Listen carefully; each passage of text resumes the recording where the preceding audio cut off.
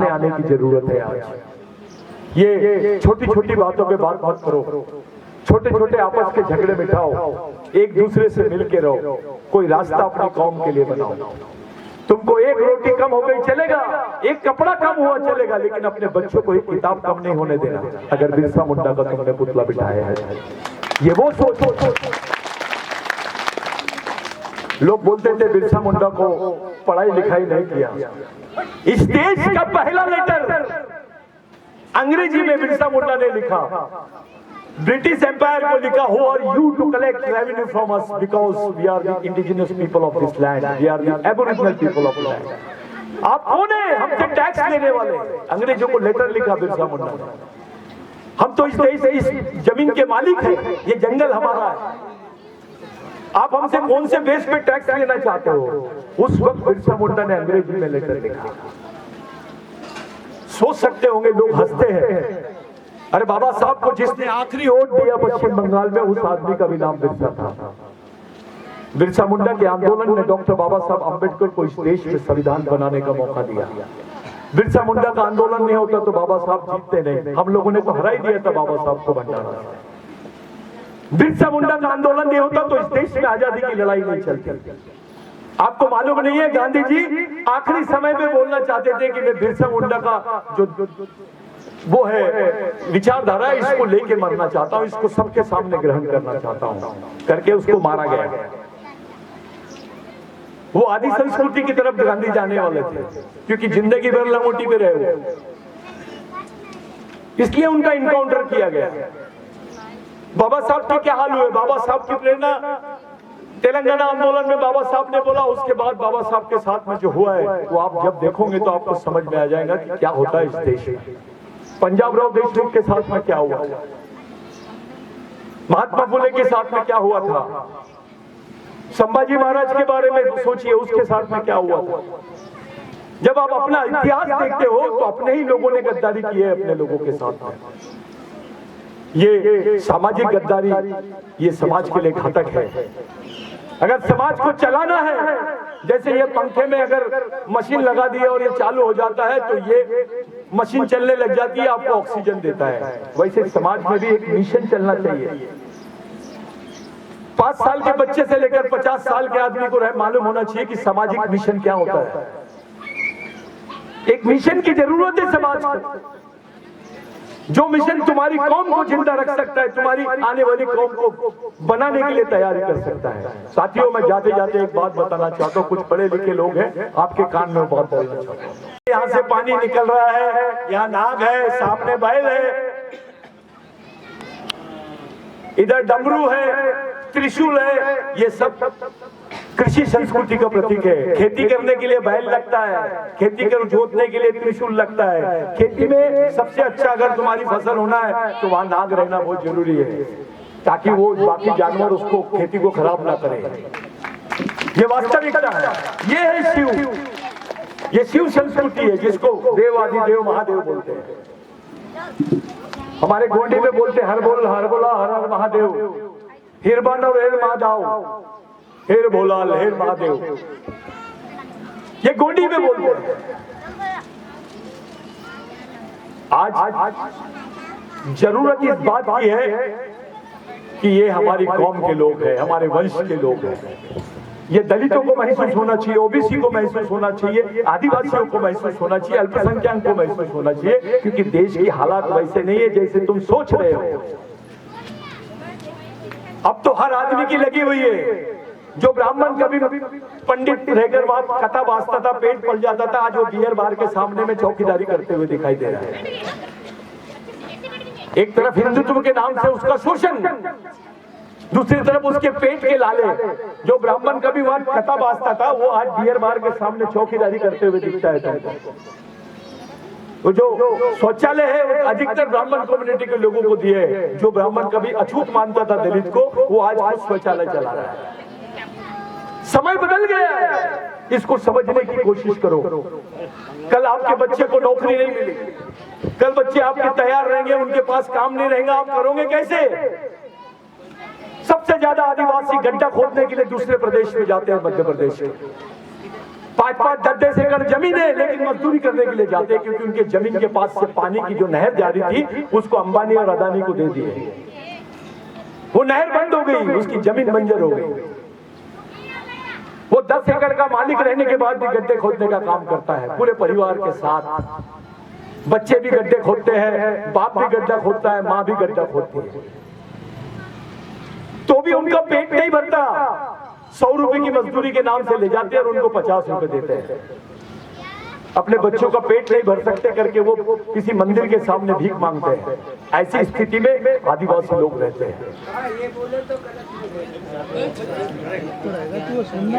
ये हालत है।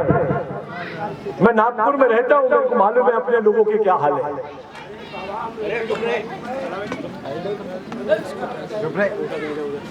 तो नहीं रहने दो, बैठने दो। दादा बैठने दो। अरे बराबर बोल रहे हो, बराबर बोल। हाँ हाँ बराबर बोल रहे हो, ठीक ठीक। तो अपने लोग, अरे रुको रुको, हाँ हाँ जाने दो उसको, कुछ मत बोलो बाबा।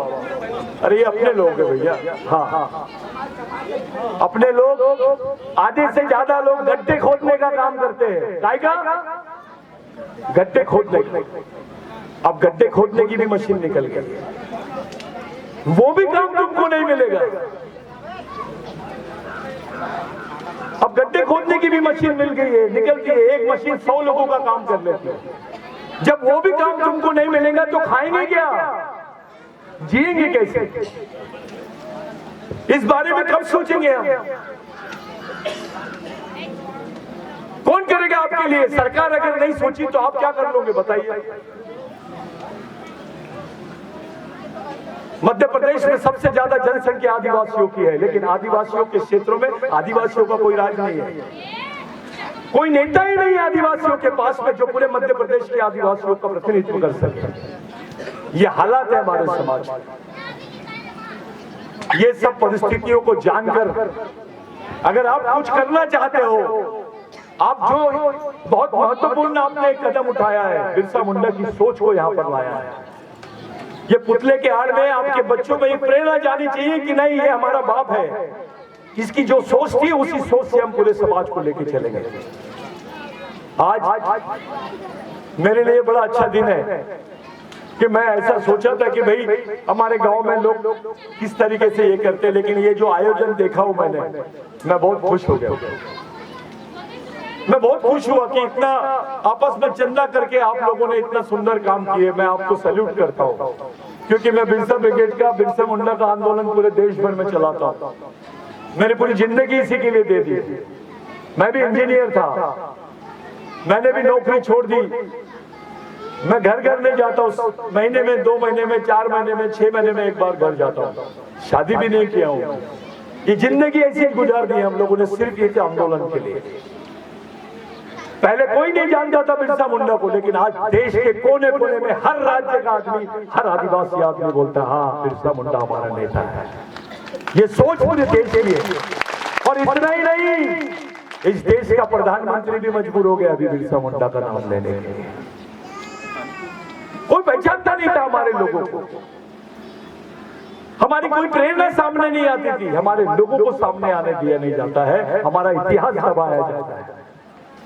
तो साथियों, ये जातिवाद, व्यक्तिवाद, पार्टीवाद, क्षेत्रवाद, पूंजीवाद, ये बीमारी से भरा हो।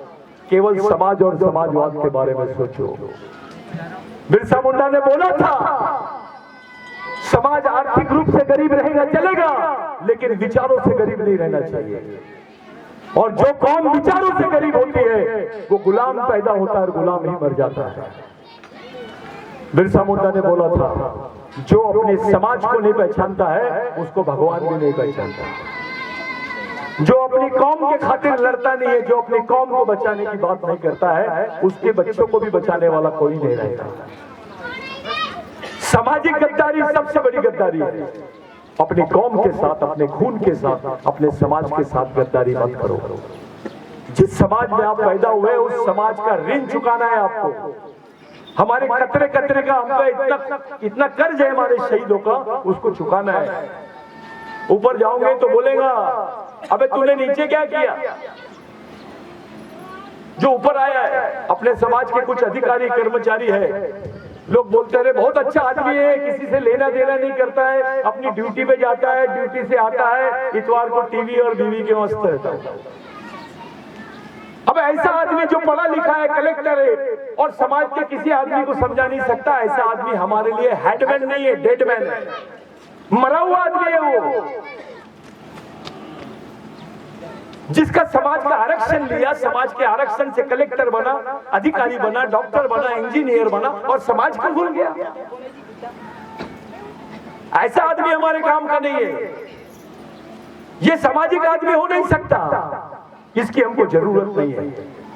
ये बात बिरसा मुंडा की सोच का एक हिस्सा है। मैं आप लोगों के लिए जितने आयोजक हैं उनको एक हाथ जोड़ के विनती करता हूं कि जितनी महिलाएं हैं, एक बात बिरसा मुंडा की मेरे को याद आ गई। बिरसा मुंडा ने बोला शिवरात्रि का उपवास करते हैं तुम लोग, तुमने फलाना उपवास करते हैं, आदिवासी महिलाएं बहुत उपवास करती है, अतः वड़ सावित्री का करेंगे तो फलाना भगवान का करेंगे, ये भगवान का। बिरसा मुंडा ने बोला उपवास करना है तो कलेक्टर ऑफिस के सामने अपने बाल बच्चों के अधिकारों के लिए करो, तब मजा है। ये बात बिरसा मुंडा की है। आपने पुतला तो लगा दिया, ये अगरबत्ती वाला भगवान नहीं है। बिरसा मुंडा जीना सिखाने वाला और मरना सिखाने वाला भगवान है। बिरसा मुंडा के 4 नारे हैं, वनवासी नहीं आदिवासी है, भारत के मूल निवासी है, सरकार देश की चालक है, आदिवासी देश का मालक है, जो जमीन सरकारी है वो जमीन हमारी है। और बिरसा मुंडा ने मरते वक्त बोला है बच्चे बच्चे को सिखाना है, आदिवासी को बचाना है। जिस आदमी की सोच 24 साल की उम्र में इतनी समाज के लिए होगी, वो क्या चीज होगी थोड़ा सोचो। अरे 24 साल की उम्र में तो लड़के चिड़ी पिड़ी करते हैं, जींस पहन। पूरी कौम के खातिर जिन्होंने मिटाया, टंटा भील, बिरसा मुंडा, महात्मा ज्योतिबा फुले, अभी जयंती हुई उनकी, इतने बड़े लोग, उनकी कॉर्पोरेशन आई और उनकी बॉडी को लेके चले गए। डॉक्टर बाबा साहब आम्बेडकर को तो मालूम नहीं रहता था उनका बच्चा मर गया करके, उनको 2 महीने बाद पता चलता था कि उनका बच्चा मर गया। ये कौम के लिए किए, ये कौम के लिए कुर्बान होने वाले लोग हैं। टंटा भील को देखो, बाबूराव शर्मा के को देखो। हमारा जो कोया है, जो कोया पुणे में, ये संस्कृति है, धर्म नहीं है। ये विश्व की सबसे पुरानी संस्कृति है। जब धर्म नहीं थे, भगवान नहीं था, तब से है ये। आप उस संस्कृति को मानने वाले लोग हो। जाते जाते एक बात मैं आपको बताना चाहता हूं। मैं दिल्ली में था, एक आदिवासियों की कॉन्फ्रेंस चल रही थी, कुछ पढ़े लिखे लोग थे, वो हंस रहे थे आदिवासियों की तरफ और चर्चा चल रही थी आदिवासी संस्कृति के ऊपर, और बोल रहे थे अरे आदिवासी लोग महुए की झाड़ की पूजा इसलिए करते हैं क्योंकि महुए की दारू पीते हैं। मेरे से रहा नहीं गया, मेरे को याद आया बिरसा मुंडा ने क्या बोला था। जब चावल नहीं था, जब गेहूं नहीं होता था, जवार नहीं होती थी, तो ये इरुक बोलते हैं अपने मौके के इसको, उसकी रोटी बना के खाते थे अपने लोग। आज से 10,000 साल पहले जब चावल नहीं था, गेहूं नहीं था, तब ये खाते थे। उस 10,000 साल से आदिवासी ने एक झाड़ के साथ बेईमानी नहीं किया। महुए के झाड़ को आज भी अपना पेन मानता है। जो समाज एक झाड़ से बेईमानी नहीं कर सकता है, वो इंसान से क्या करेगा, ये सोचने वाली बात है। इतनी मजबूत संस्कृति के हम लोग हैं। भगवान गौतम बुद्ध का गुरु अलार कलाम, सहदेव मानुष, साक्ष्य दर्शन का ज्ञान अलार कलाम ने बुद्ध को दिया। बुद्ध का गुरु भी आदिवासी। ये आपको समझना पड़ेगा। यहाँ का ओबीसी भी आदिवासियों से अलग नहीं है, उसके भी उसमें आदिवासी संस्कृति के अवशेष है। यहाँ का मुस्लिम भी आदिवासियों से अलग नहीं है, उसमें भी आदिवासी की संस्कृति अवशेष है। आदिवासी इस देश में झगड़ा नहीं चाहता है, लेकिन ये सावधान रहे किसी एक जात के हाथ में सत्ता जाना यानी पूरी जातों पर संकट है। हम लोगों को सामाजिक तरीके से, राजनीतिक तरीके से, शैक्षणिक तरीके से, आर्थिक तरीके से 93 में भारत सरकार ने संयुक्त राष्ट्र संघ में एक स्टेटमेंट किया कि इस देश में आदिवासी नहीं रहते हैं और जो आदिवासी है उनकी भाषा संस्कृत भाषा से मिली हुई भाषा है, इसलिए वो भी आदिवासी नहीं है। ये पहली बार हुआ है और 1993 से लेकर अभी तक के संयुक्त राष्ट्र संघ में आदिवासियों को मूल निवासी की मान्यता नहीं मिली। अब जो अंतरराष्ट्रीय संविधान है वहां पर भी तुमको लड़ाई की बात करनी पड़ेगी। लोगों ने साबित कर दिया कि इस देश की पहली भाषा संस्कृत है और जो संस्कृत बोलेगा वो पहला आदमी। फिर मराठी भाषा कहां गई, आपकी गावठी भाषा कहां गई, गोंडी बोली कहां गई, मुंडा बोली कहां गई, ये बोली भाषा कहां गई? ये तो संस्कृत के पहले से भी है, लेकिन षड्यंत्र हो गया इस देश में, संस्कृत को पहली भाषा बोल दिया गया। ये सब चीजें जो चल रही है इसको भी आप लोग सोचो, इस चीज को समझो। धर्म वरम की बात मत करो, संस्कृति की बात करो। इस देश के पहले आदमी बन जाओगे।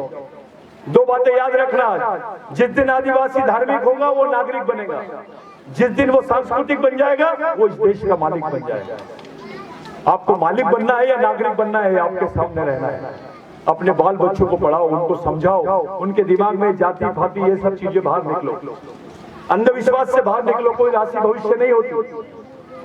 कोई पंडित को फोन करता है कि भगवान कि शुक्रवार को मैं देवी के बारे में बात करूंगा, गुरुवार को बाबा के बारे में बात करूंगा, मंगलवार को फलाने भगवान के बारे में बात करूंगा, ये उपास फलाने दिन उपास, इस दिन ऐसा। ये तो ऐसा है कि पूरा ऊपर से फोन आते हैं भगवान के पंडित। कोई अकेला बात करता है, बाकी कोई नहीं कर सकता। ऐसी व्यवस्था नहीं है। बिरसा मुंडा ने बोला था, मैं ऐसे भगवान को नहीं मानता हूं जो इस देश में ब्राह्मणों को मानता है, पंडितों को मानता है। मैं ऐसे भगवान को उनके घर का कुत्ता समझता हूं। ये सोच थी। मैं भगवान से बढ़ के विचारों को समझता हूं, क्योंकि विचारों का कोई दायरा नहीं है। विचार कहीं तक भी सोच सकते हैं। संपूर्ण मानव जाति के कल्याण के लिए विचार ही सर्वश्रेष्ठ है, ये बिरसा मुंडा ने बोला। मैं अपनी संस्कृति को मानता हूं, मुझे गर्व है कि मैं आदिवासी हूं। मैं जिंदा भी आदिवासियों के लिए था और मर भी रहा आदिवासियों के लिए, और जितने बार पैदा होगा उतने बार ये कौम पे कुर्बान होगा। ये बात बिरसा मुंडा ने बोला है। आप लोग बहुत बड़ा काम किए। हिमिट बोलले होता काम किती बोलले फळा काम किती टिमेट कि नहीं हित पुतला है उपस्थिति अगे जो मुन्ने आपलं पिढी मंडल मुन्ने वायन वाले आपलं जो पिढी मंडल हे दावता पसिता पाहिजे। हे बाबासाहेब घाई प्रेरणा हे कोणी घे मत्ता पाहिजे, बिरसा मुंडा प्रेरणा मत्ता पाहिजे, त्यांच्या विरुद्ध प्रेरणा मत्ता पाहिजे, बाबूराव शेडमाकेचा प्रेरणा मत्ता पाहिजे, महात्मा फुलेना प्रेरणा मत्ता पाहिजे। हित इतर विचार आपलो छवंग पुतगुण आपलो सियाना म्हणा मुन्ने साठी सोचे माम आपलो समाज बहुत जिंदो मंडल। ये कौम कैसी जिंदा रहेगी, ये आदिवासी समाज कैसे जिंदा रहेगा, इस पर बात करो। विश्व का सबसे गरीब आदमी काला हांडी में मिलता है उड़ीसा के, जो रोज 1 रुपये 25 पैसे कमाता है। कितना? 1 रुपये 25 पैसे। अब 1 रुपये 25 पैसे में तो कैडबरी चॉकलेट नहीं आती है, रोटी कहां से आएगी, जिंदा कैसे रहेगा? ये हालात आपके समाज के हैं, आपको समझना है। ये जिस बच्चे की माँ होशियार वो बच्चा जिंदा रहेगा, जिस बच्चे की माँ बेवकूफ वो बच्चा मरने वाला है। इसलिए उसकी माँ को सबसे ज्यादा जागरूक रहना पड़ेगा। गांव-गांव में शाखाएं बनाओ, सामाजिक संगठन चलाओ, बचत गट का काम करो, कुछ धंधे पानी छोटे छोटे रोजगार की तरफ चलो। सरकार के भरोसे मत रहो, नेताओं के भरोसे भी मत रहो। कोई रास्ता अपने आने वाली कौम के लिए बनाइए।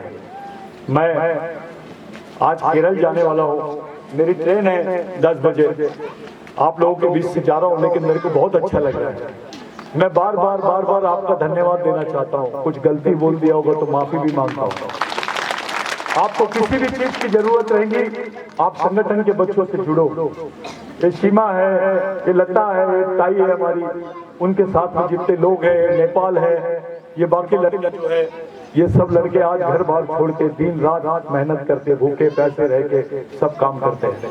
मिशन में इंजीनियर भी काम कर रहे हैं, डॉक्टर भी काम कर रहे हैं, IAS ऑफिसर भी काम कर रहे हैं, सब अपना घर बार छोड़ के काम कर रहे हैं, क्योंकि ये लोगों ने बाबा साहब से प्रेरणा ली, बिरसा मुंडा से प्रेरणा ली, टंटा भील से प्रेरणा ली। हमको ये बात का गर्व है कि बिरसा मुंडा ब्रिगेड की वजह से मध्य प्रदेश में जो मऊ है, जहाँ बाबा साहब पैदा हुए थे, वो जमीन सुरक्षित है। उस पर लड़ाई बिरसा मुंडा ब्रिगेड के लोगों ने लड़ी है। वही टंटा भील की जन्मस्थली है और वही बाबा साहब की जन्मस्थली है। बाबा साहब को उनकी माँ टंटा भील की कहानी सुनाते थे। बाबा साहब बचपन में टंटा भील बनते थे, ये हम लोगों को मालूम नहीं है।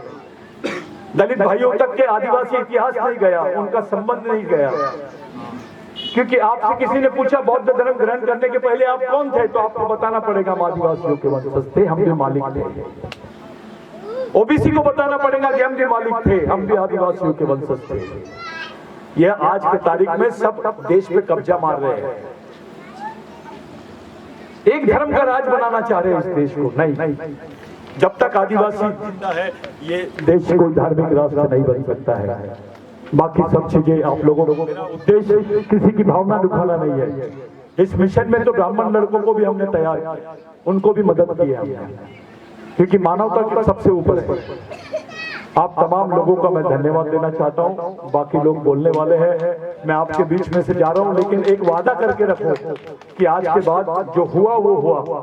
आज से एक नया सामाजिक जीवन शुरू होना चाहिए, क्योंकि बिरसा मुंडा ने किसी जात के लिए नहीं, समाज के लिए अपने आप को कुर्बान किया है। आपने इतने बड़े आदमी का पुतला लगाया है, आप लोग धन्यवाद के पात्र है। आप नेताओं से बड़े हैं, यहाँ के अपने समाज के बड़े बड़े लोगों ने जो नहीं किया वो गांव के लोगों ने किया है। जिन लोगों ने ये कार्यक्रम के लिए मेहनत की है, जो कार्यकर्ता है, दादा को मैं देखा, ऐसे बहुत सारे देखे हैं मैंने कि बेचारे बहुत मेहनत कर रहे हैं। यही सच्चे नेता है। एक नेता बनाओगे तो 5 साल काम देगा, लेकिन एक सच्चा कार्यकर्ता बनाओगे तो समाज के लिए जिंदगी भर काम करेगा। ये टेम्पररी मशीन के बजाय परमानेंट मशीन की तरफ हमको बढ़ना चाहिए। मैं आप लोगों के बीच से जा रहा हूँ। एक बार वो बच्चों के लिए जो कार्यकर्ता है, जिन्होंने ये कार्यक्रम को अरेंज किए, मेहनत किए, गांव वालों ने 1-1 रुपए दिए, थोड़ा सब कुछ सब लोगों ने सहयोग दिया ये कार्यक्रम और पुतले के लिए, जोरदार तालियों से उनका स्वागत करो। जय आदिवासी, जय विष्णु।